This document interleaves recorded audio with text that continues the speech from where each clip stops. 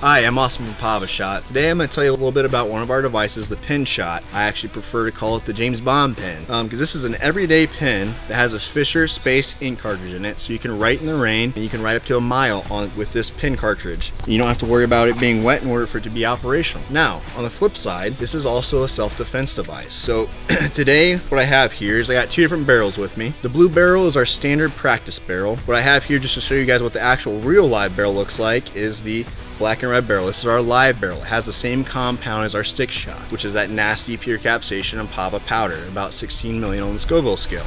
Now, this is unbeknownst about anybody about what this is. They think, oh, it's just a cool tactile pen.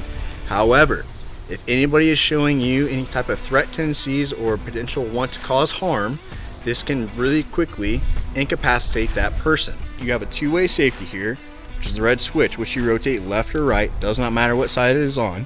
What that does is it frees up the black tab for you to flick off, exposing the metallic trigger.